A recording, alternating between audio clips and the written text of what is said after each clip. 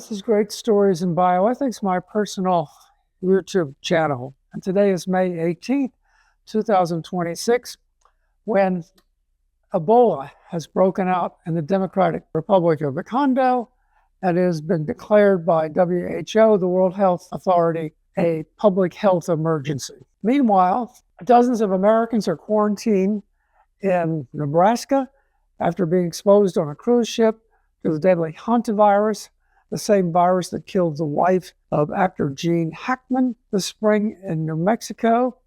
And we have viruses exploding all over the place. Are we ready? I don't think so. We have an outbreak of measles for the first time in decades in the United States. There's like almost 2,000 cases in 40 different places.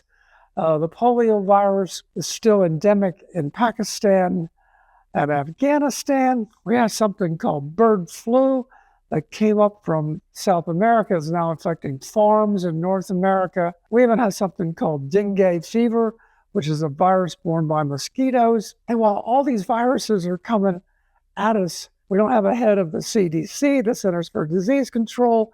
Head of FDA has just quit in disgust. We have withdrawn from the World Health Organization. And previously, the United States International Agency for International Development, Trump administration has basically gutted it, even though when Ebola broke out in Liberia and Sierra Leone in 2014, it was really effectively helped contain that epidemic. On Great Stories in Bioethics today, what can we learn from the past? We can learn some things. Number one, we need good surveillance and reporting around the world.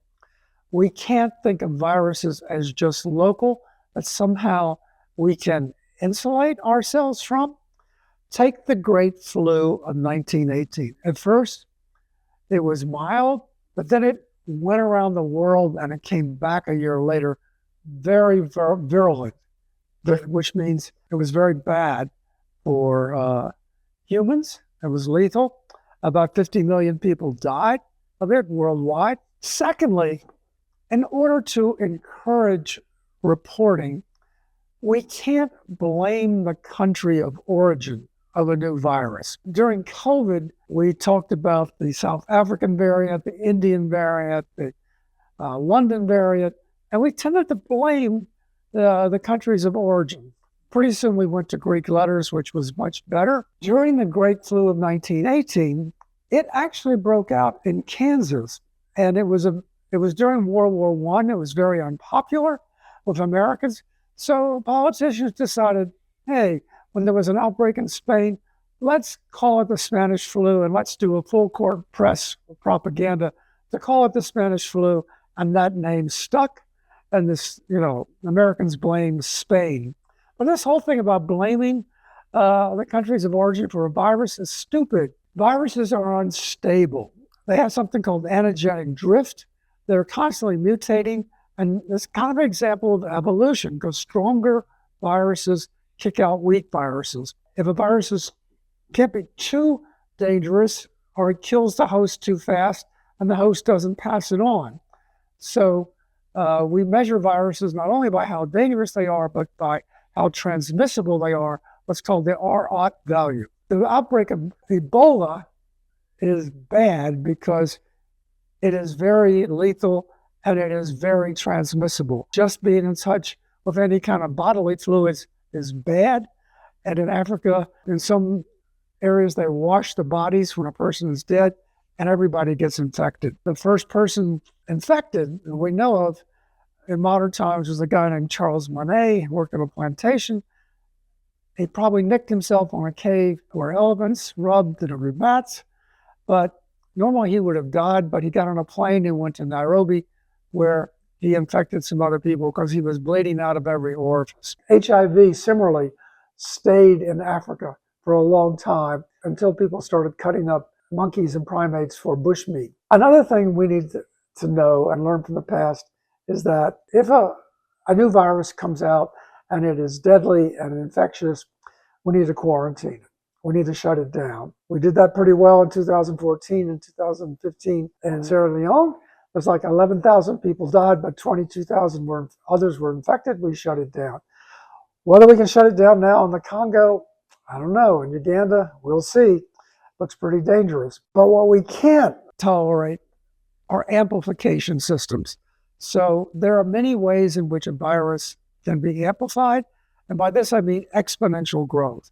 So a cruise ship is a perfect incubator because people come together, they touch the same handrails or the same buttons on the elevators, they dance and eat together, buffets.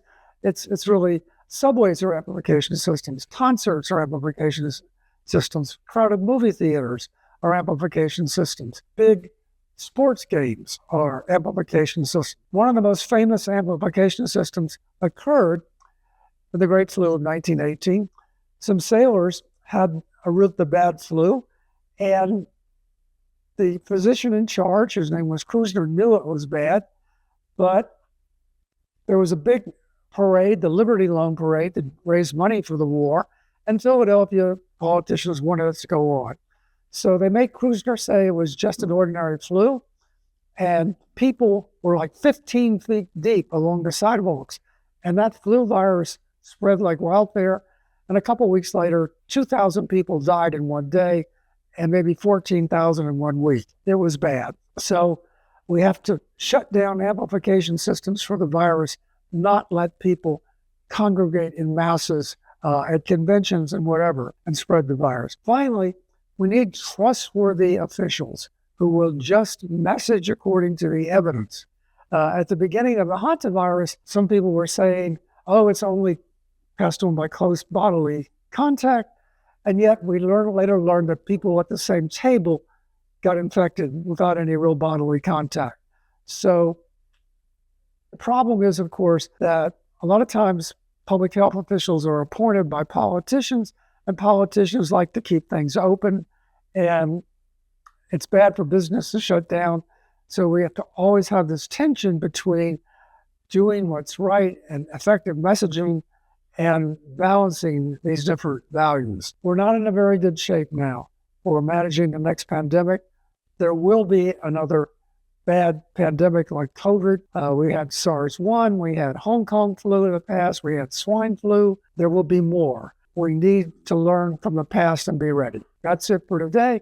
If you like this, give me a thumbs up, share. I'll see you again next Tuesday.